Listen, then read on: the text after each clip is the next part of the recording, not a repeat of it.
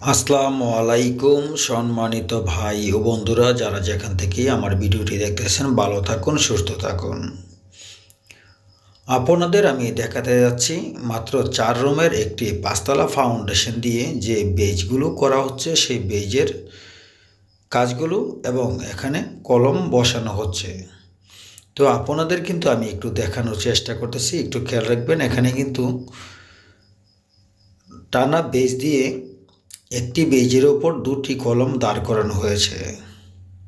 এই কলমগুলো কিন্তু এখানে যে বেজগুলো বসানো হয়েছে, সেই বেজগুলোর দিকে একটু লক্ষ্য করলে আপনি দেখবেন যে কই বেজগুলোকে L4-এ ভাগ করা হয়েছে।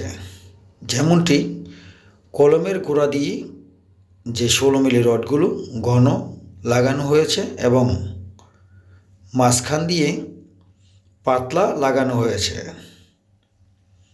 সেটি কেন দিয়েছে?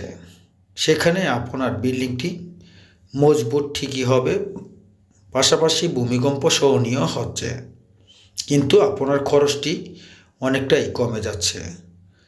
এই কাজগুলো যদি সঠিক নিয়মে আপনি করতে পারেন, তাহলে আপনার বিল্ডিং বানাতে গিয়ে অনেক সময় অনেক খরচই কমে যাবে। শুধু এখানেই নয়, এখানে যে কাজটি দেখতেছেন, এখানে কিন্তু এই একটি বেজ সিঙ্গেল বাঁধার পর কিন্তু কলমটি বসানো হয়েছে। এখানে কিন্তু এই বেজে ডাবল জালি ব্যবহার করা হবে। সেই ডাবল জালিতেও কিন্তু এখানে 2 প্রকার রড ব্যবহার করা হয়েছে।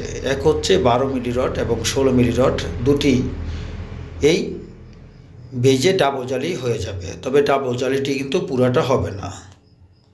কেন হবে না?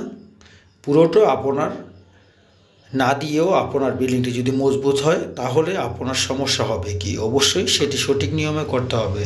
এখানে কিন্তু দেখাচ্ছি আপনাদের যে কলমটি বসানোর জন্য প্রথমে যে দাগ দিয়ে নিয়েছে, সেখানে কিন্তু রিংটি বসানো হচ্ছে। সেই রিংয়ের ওপরেই কিন্তু প্ল্যান দেখতেছেন, এখানে প্ল্যান নিয়েছে। প্ল্যান অবশ্যই সাথে রাখতে হবে। কোথায় কোন দিকে ফিরিয়ে ইঞ্জিনিয়ার কলমগুলো বসিয়েছে সেগুলি অবশ্যই খেয়াল রাখতে হবে। মাপজোপ অবশ্যই সঠিক নিয়মে খেয়াল রাখতে হবে। মনে রাখবেন, একটি বিল্ডিংয়ে যখন আপনি কলম বসিয়ে সারবেন, তখন কিন্তু পরবর্তীতে আর সেটি ঠিক করা সম্ভব নয়। তাহলে কাজগুলো অবশ্যই আপনাকে আগেই থেকে দেখেই কাজগুলো করে নিতে হবে। খুবই সুন্দরভাবে কিন্তু আপনাদের আমি বোঝানোর চেষ্টা করতেছি। এখানে আপনারা বারবার বলছি, একটু খেয়াল করলেই পাবেন যে 2 সাইডে কিন্তু রড ঘন বসানো হয়েছে, মাঝখানে পাতলা করে দেওয়া হয়েছে। এখানে কিন্তু ডাবল জালি হচ্ছে এই বেজগুলোতে। এখানে ডালের সংখ্যা খুবই একটি বেশিও নয়, কমও নয়। তো সেটিও আপনাদের দেখাবো। সেই জন্য অবশ্যই চ্যানেলটি সাবস্ক্রাইব করে সাথে থাকবেন এবং লাইক দিয়ে পাশেই থাকবেন।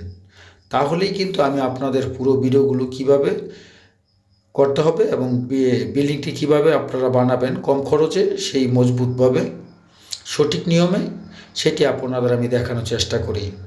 আমি কিন্তু মূলত একজন কন্ট্রাক্টর, দেশের বিভিন্ন স্থানে গিয়ে কাজ করে থাকি। আমি কিন্তু কোনো ইঞ্জিনিয়ার নই। বাংলাদেশের বিভিন্ন স্থানে গিয়ে আপনার বিল্ডিং কনস্ট্রাকশনের কাজগুলো আমি করে থাকি। অনেক সময় আপনারা যে ডিজাইন নকশার কাজগুলো হয়, সেগুলো কিন্তু আমি করে থাকি।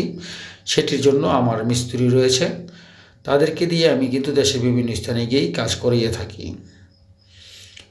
এই যে কাজগুলো আপনাদের আমি দেখাচ্ছিলাম, এখানে কিন্তু প্রথমে ইটা সোলিং করা হয়েছে, তারপর কিন্তু এখানে RCC ব্লক ব্যবহার করা হয়েছে।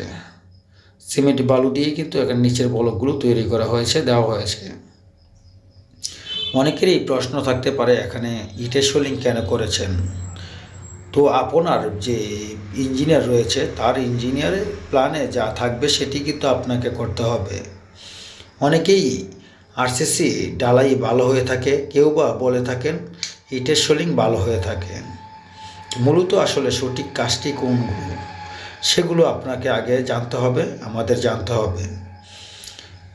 কেন ইঞ্জিনিয়াররা এভাবে দিয়ে থাকে, সেটি আপনার আমার নয়, অবশ্যই দক্ষ অভিজ্ঞ একজন ইঞ্জিনিয়ার তারাই বলতে পারে যে কী জন্য এগুলো দিয়ে থাকে।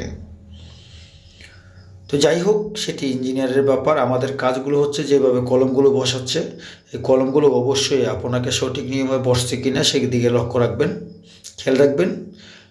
সুতা চতুর্দিকে ঠিক আছে কিনা, কারণ আপনার বিল্ডিং যখন বেজ ঢালাই হয়ে যাবে তখন কিন্তু এই কাজগুলো আর লড়া সম্ভব হবে না। সেজন্য অবশ্যই আপনাকে এই কাজগুলো সেইভাবেই দেখে করাতে হবে।